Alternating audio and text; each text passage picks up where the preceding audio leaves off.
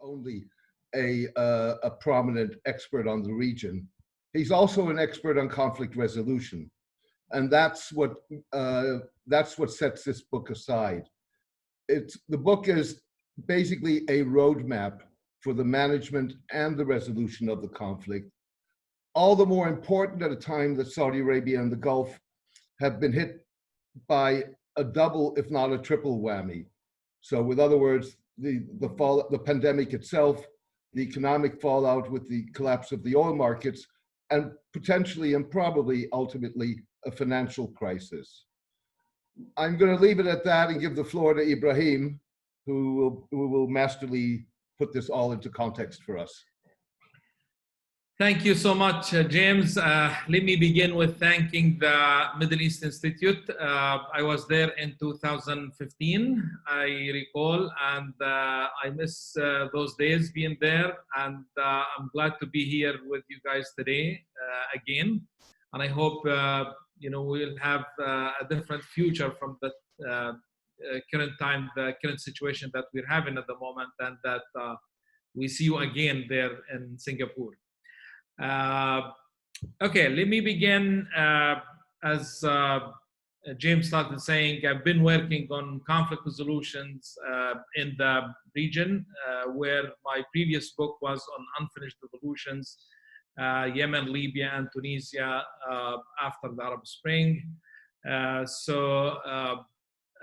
I've been working on conflict resolutions, but unfortunately, I haven't been able to resolve any conflicts in the region. So all the conflicts are still continuing, Iran, Saudi Arabia, Syria, Yemen, Israel, Palestine, and you name it. So it's tough times for the region. So I'm trying to continue to share my expertise and my thoughts on how this could be managed, and which could pave the way for, hopefully, for resolution.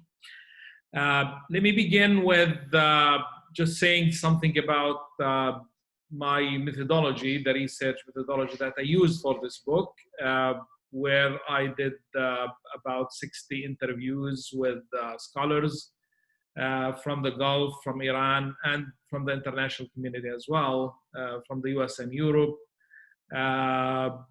with scholars, former policymakers, journalists, civil society leaders, and others. In addition, actually, I was fortunate to have to be involved in a number of Track 2 workshops. We had over 15 Track 2 workshops that involved participants from the Gulf, Iran, and also from the international community in different places. We had several in Qatar, we had in Europe, we had in a number of other places, where we had participants coming from the region.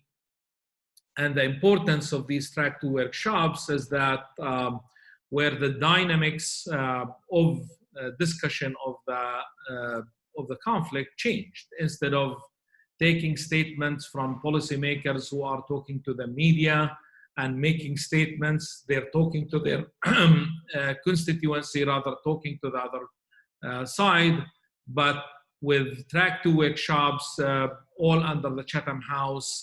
So the dynamics changed, and we were able to have frank, candid discussion among all the participants about the conflict and what's driving it and the prospects for resolution. So this really informed my research about this. And also we had public events, as you see. That's one of the public events that we had back in 2015, I recall, with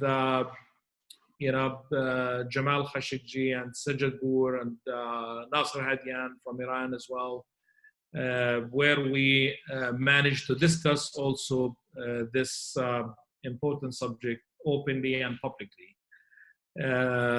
where I was moderating in these discussions and trying to come up with some sort of understanding about it. Let me begin then with why it is a chaotic conflict. Why I chose this title and why I believe it's chaotic, and that's one important reason for us not being able to resolve this conflict because of the chaotic nature of this conflict. Yes, conflict in general is chaotic, but this conflict, I believe, is probably more chaotic than others. And why I believe it's chaotic conflict?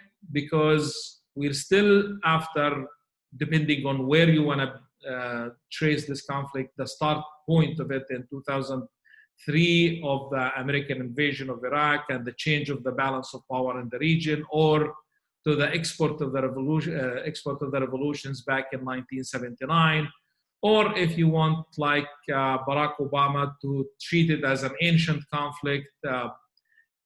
We still arguing about the causes and the issues. Why are they fighting, and what are they fighting about? And really interesting, even in these track 2 workshops that we had, we spent a lot of time, and I have to here recognize the excellent work of my friend Abdullah Babood, who's with us today, who was one of the organizers of some of these workshops, and he was attending these discussions, and to see that we spent plenty of time during those times trying to understand the causes. Why are we fighting? What are the motives of this conflict, and what are they fighting about? You know, the issues of conflict. And in many of those discussions, like, we ended up with no agreement, right, of what the real issues of the conflict are, and you know what is motivating the parties in this conflict. Not only about the causes and the issues, but also about the parties themselves. Who's really fighting this war, right? To what extent Iran is involved in Yemen, right? Is it the war of the Houthis in Yemen, or it's the war of Iran, right? It's the same thing in Iraq. Who is really fighting in Iraq, and to what level? Is it a proxy or a direct or a one party over the others? Or are we starting to see some sort of an open confrontation, probably lately, with the two parties? And the same situation applies to Syria and Lebanon and other places. But most dangerous, in my view, also in addition to the causes and the issues and the parties, it's also about the rules and regulations of this conflict that are not clear, right? There is no clear rules of the game here. For example, was the Aramco attack expected, right? To what extent we were surprised of that the escalation could involve attacking of Aramco in Saudi Arabia, and who did it? Again, we're still not clear about these issues. So the absence of clear rules and regulations, and also in 2016, after the execution of Nimr al-Nimr, Saudi Arabia and the attack on Saudi Arabia's embassy in Tehran resorted to cutting all diplomatic relations. So you can imagine what a conflict would look like when we also have no direct communications between the parties, and how chaotic this would become. So given this chaotic nature, is the conflict resolvable? Is rapprochement possible between Iran and Saudi Arabia? I think it is, and other scholars in the field who are researching this also believe that the possibility still exists, and we can. This is, in principle, it's resolvable. And here we don't necessarily referring to full-scale reconciliation between the parties, but at least limiting the regional spillover, as Greg Goss argues that it's possible to limit that impact. Also, Fred Weary argues that we are capable of dialing back and tempering sectarianism, as we saw in 2006 after the war in Lebanon between Hezbollah and Israel. Not only this, but also after the Iran-Iraq war in 1990, the end of the war, the two parties started some sort of a detente between the two parties, and actually it led to signing of the 2001 Security Pact between the parties. So it's possible to go back to those days. And if you look at the relationship between Iran and Saudi Arabia, we had much worse relationships between neighbors like Germany and France in the past. But we're on a different age today in that part of the world. So in theory, or looking back at history, we can see that the parties themselves can do it as they did it in 2006 and in 1990. And there is no reason to believe that they can't today. Now, the most one important thing here is also emerging is what Zartman calls is the brightness of the conflict, and where he points out to the mutually hurting stalemate as a condition for rightness of the conflict for a resolution, that it's the right moment for a resolution. And when we look at the conflict today, I don't think that the conflict has ever been more achieving or reaching the point of a mutually hurting stalemate for both Iran and Saudi Arabia the way it is today. We're having the most harsh sanctions against Iran. And also, on the other hand, Saudi Arabia actually is probably at its lowest point in the past 40 probably years since the Islamic Revolution in Iran, where it's involved in many conflicts in Saudi Arabia, in Yemen, in Qatar, in a number of places, and it's losing almost in all of them, not achieving or making progress in any of these conflicts, and also Iran again under the sanctions. So we have a point where the two parties actually is in mutually hurting stalemate.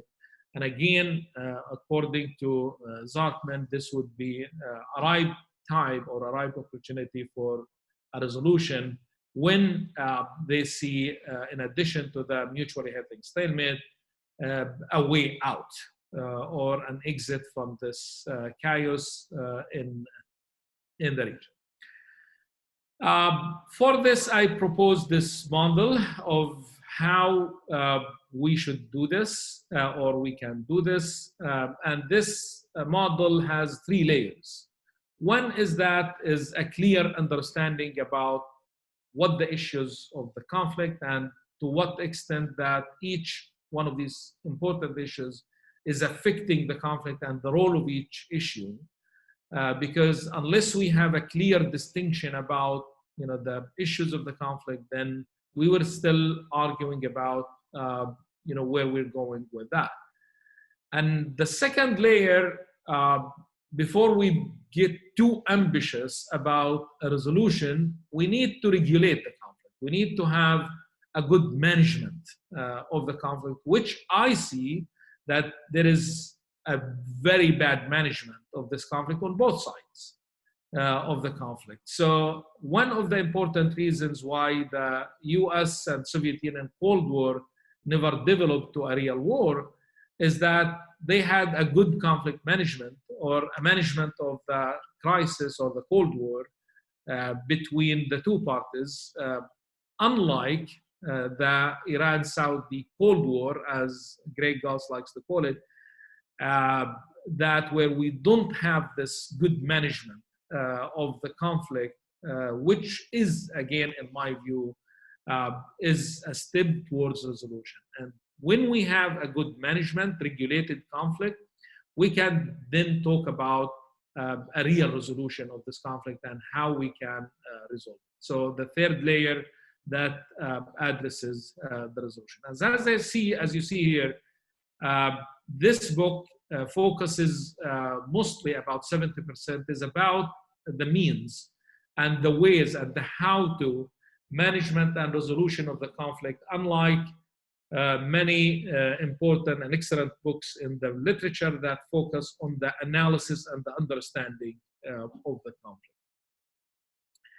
So when we talk about the issues, always the elephant in the room is about, is this a sectarian conflict? And the answer, the short answer to this is no, it's not a sectarian conflict. Originally, it's not, right? So they're not fighting because of Shia-Sunni conflict, is that one is trying to advance Shiism and one is trying to advance Sunnism, right? Or it's not as Barack Obama explained it, saying that this is an ancient conflict, primordial, that started ages ago and there's nothing we can do about it. It's not our fault, it's their fault. It's not like that, right? So sectarianism is not an original part of the conflict. I do not think that, authoritarian regimes really care about Sunni Shiism. That's not their main motive of the conflict. However, I think that sectarianism has been used by both parties to advance their political agendas, right? And with that, with the use and the politicization of sectarianism has become a cause of further escalation, right? And reinforcement of destructive conflict dynamics of this conflict, right? That it has become as more engaged with the region on different levels, the spillover, and even to the people's level in different, especially where Shia communities exist in the region. So that's how sectarianism is playing a role in the further escalation and reinforcement of the conflict or destructive conflict dynamics, the role of sectarianism, but originally it's not. As I was told was when I talk about the politicization by one of the Arab Shia in Iraq, explained to me that the Arab Shia are the sandbags of Iran's wars, right? That using us as the sandbags for its wars and for its agenda, for others. And also as Saudi Arabia looks at their Shia community in Saudi Arabia as by some clergy, religious figures, that fifth column or infidels or these kind of terms that you hear by some in Saudi Arabia, also referring to the sectarian part of Saudi Arabia. So there is definitely a politicization there. Leadership and regime survival is definitely an important dynamic, an important issue of this conflict, where Iran also in advancing its political agenda, appointing itself as the leader of the Shia world, and Saudi Arabia is the leader of the Sunni worlds, and both competing for the leadership of the Muslim world.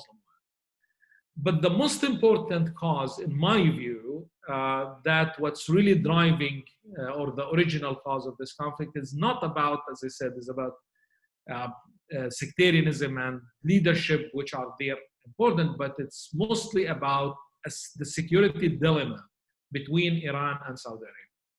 And if we look at these two maps over here, we will see what's, the concept of encirclement emerging between the two parties.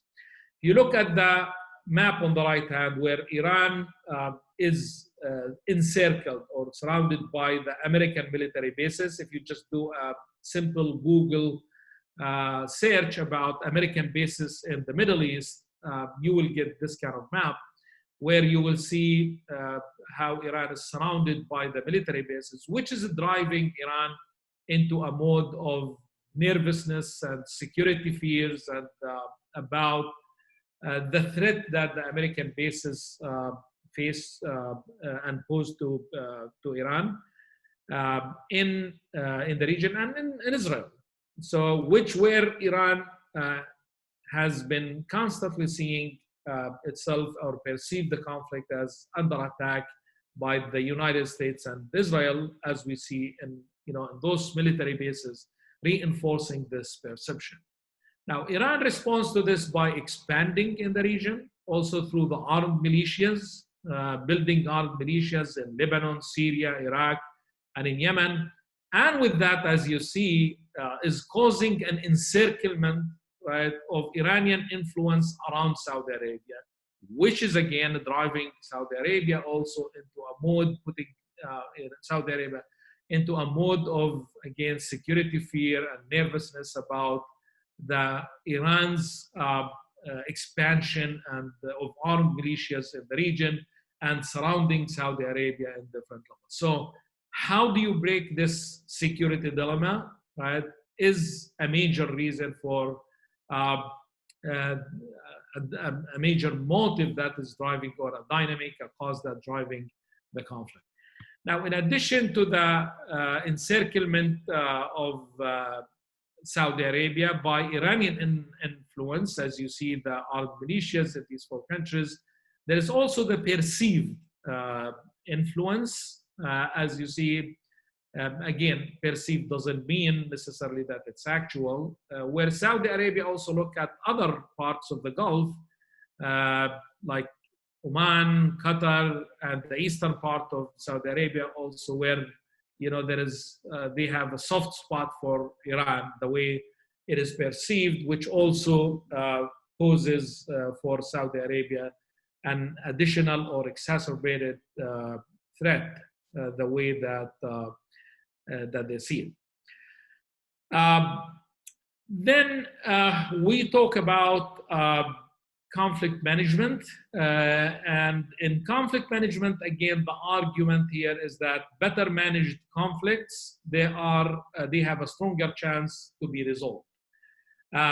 So in order to contain the escalation and put it on a track of a good management, we need to have a number of steps, including but not limited to a hotline between the 2 parties, where on the highest level, where things, you know, a verification mechanism, because you know, for the development of issues in the region, because wars do not always begin in a top-down approach, where the leadership on both parties or one party meet and decide to wage a war against the other party. No, that's not the way the First World War started.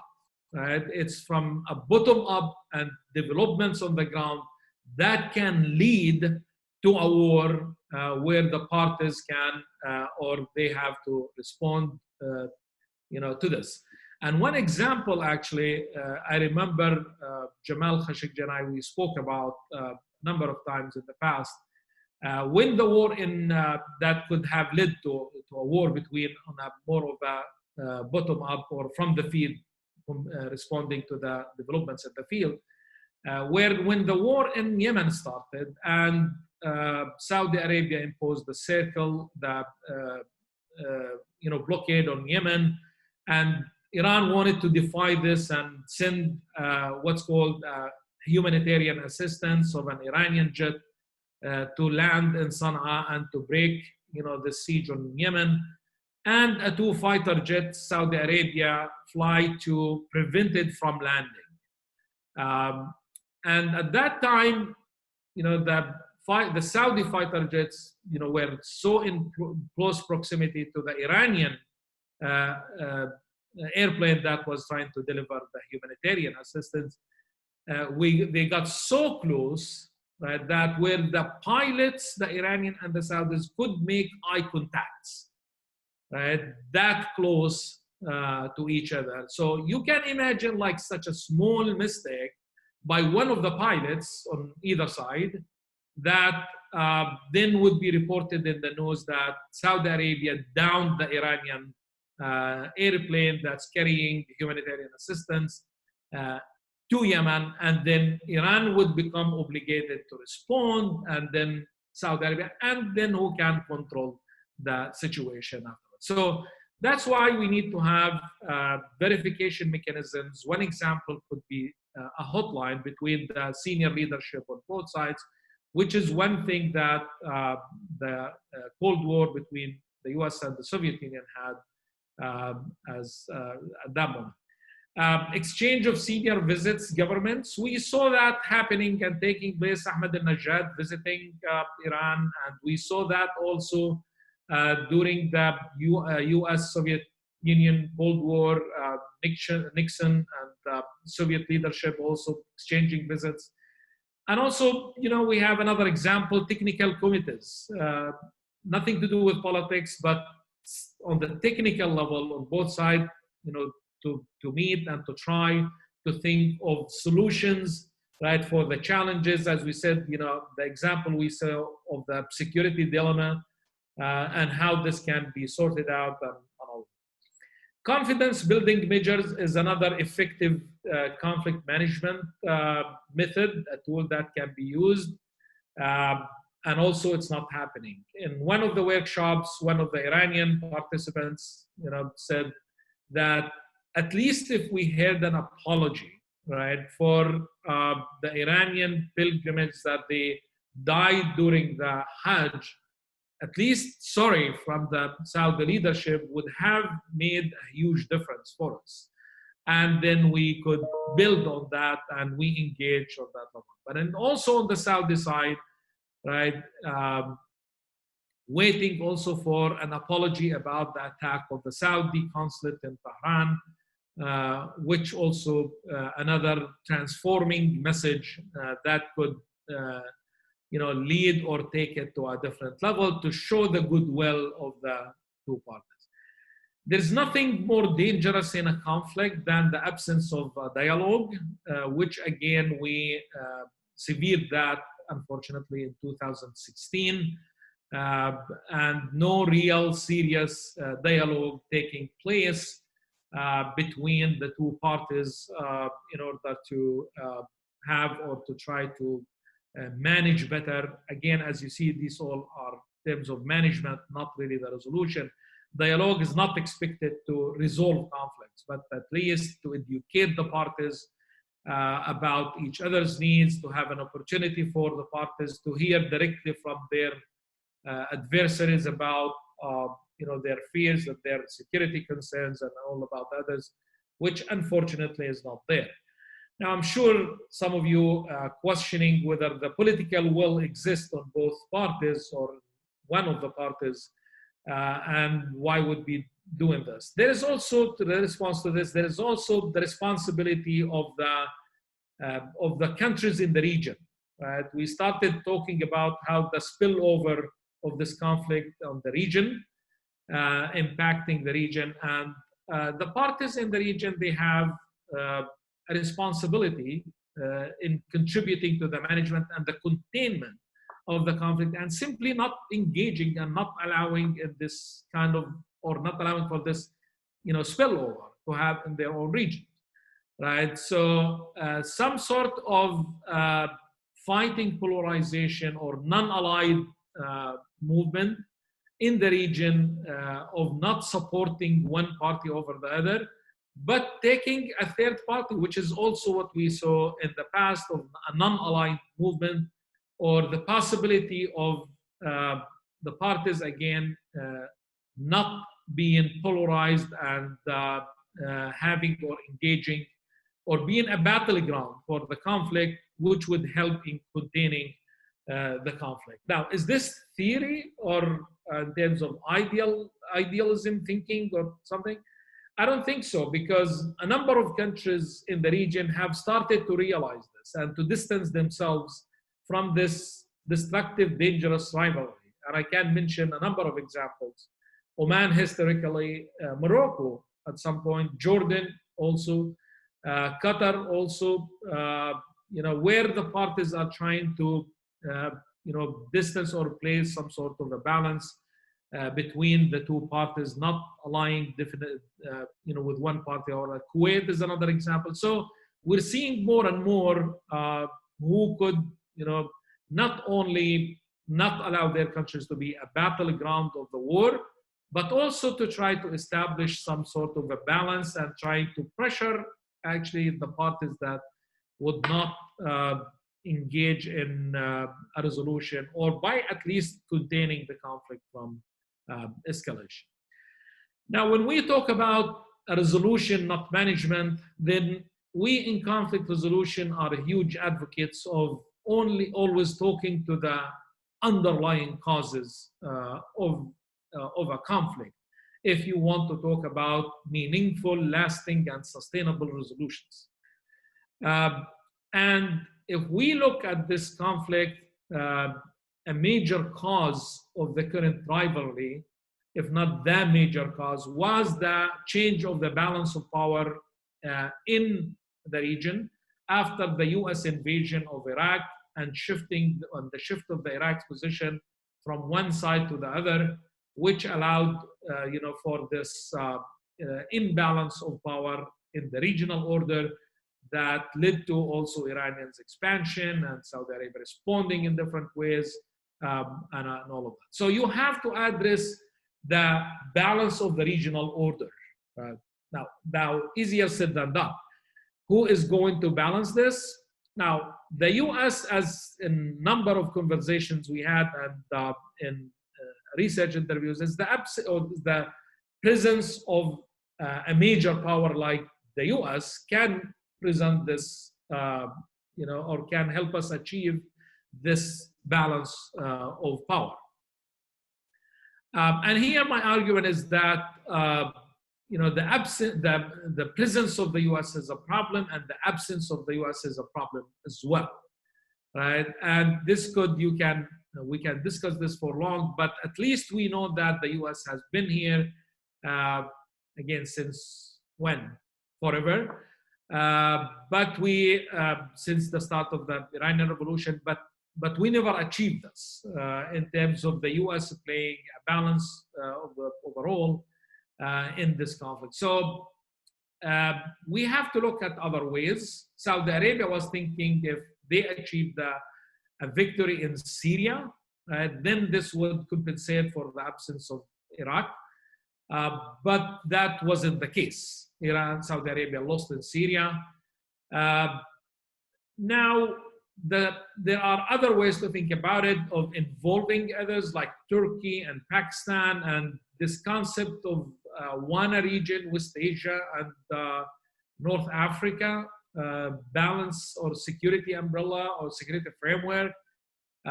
You can definitely think of other ways like this that you can address the security component. But also, in my view, it started with Iraq, and it can be solved with Iraq as well.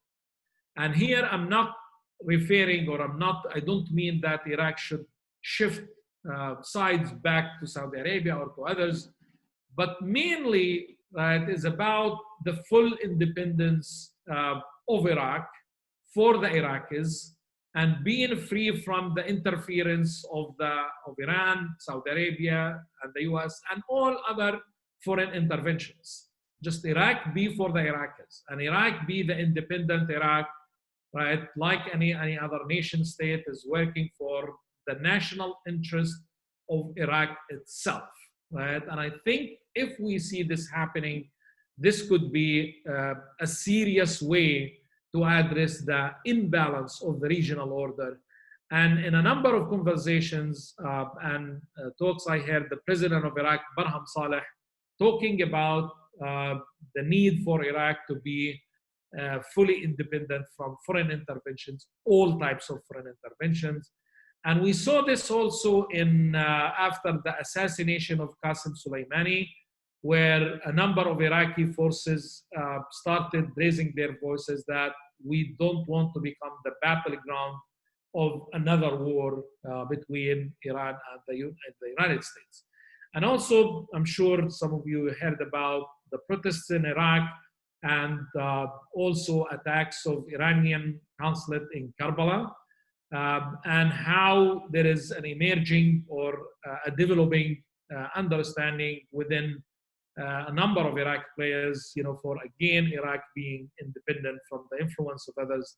And I think that could be a major step towards the balance or the rebalance of the regional order here. Another major approach to resolving the conflict would be reforming the conflict strategies of the two parties. And here I'm talking about their sectarian policy reform. Iran, I think, reproduced its security dilemma with fighting the Sunni extremism, right, in the region, which is a major cause presented by the Iranian leadership for is trying to expand in the region.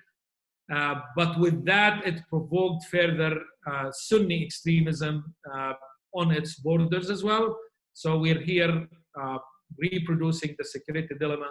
Saudi Arabia treating some of its citizens or other Shia communities in the region as the loyals to a foreign country, to Iran, is a dangerous dynamic that this must be changed. This must be stopped in order to change our conflict strategies. Iran, by appointing itself as the guardian of the Shia interest, antagonized also societal relationships in a number of those countries.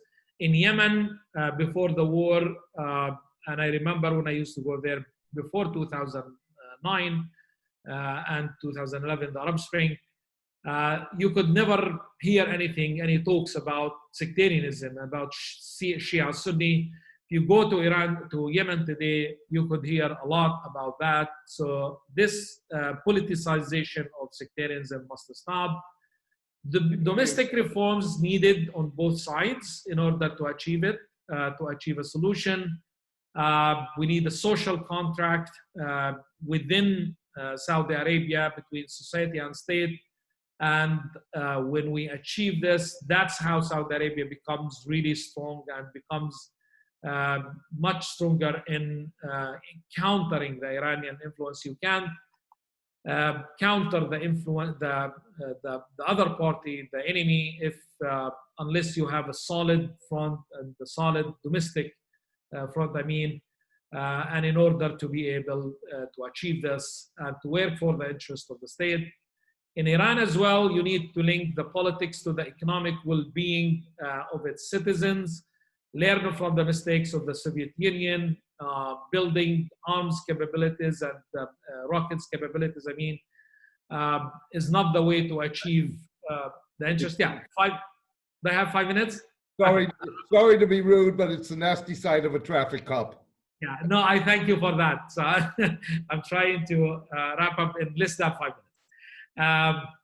So that would be the time has come for Iran also to pay attention to the economic well-being of its citizens and the reform from within. Extremely important for both parties is that the soft power that has been neglected, that both parties have tremendously failed, where both parties are investing in hard power. Iran developing its rocket capabilities, and Saudi Arabia is investing in the purchase of arms sales from the United States, 460 billion promised, or 110 that's actual, whatever the numbers are. Of course, hard power is always important, but I can assure you, it can never achieve you the security and the peace that you need. Israel is a nuclear player in the region and always complaining about its security and its need to live in peace. Nuclear capabilities does not achieve Israel peace. Only a meaningful peace with the Palestinians and its region that can achieve the peace that it wants or it argues it needs. So again, here, Saudi Arabia and Iran, they need to look at their soft power. This branding of Wahhabism and terrorism of Saudi Arabia must change and must engage in changing the branding.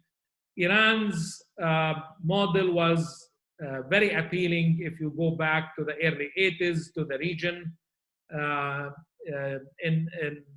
In the region back in the 80s, you could see the pictures of Khomeini in a number of Arab capitals.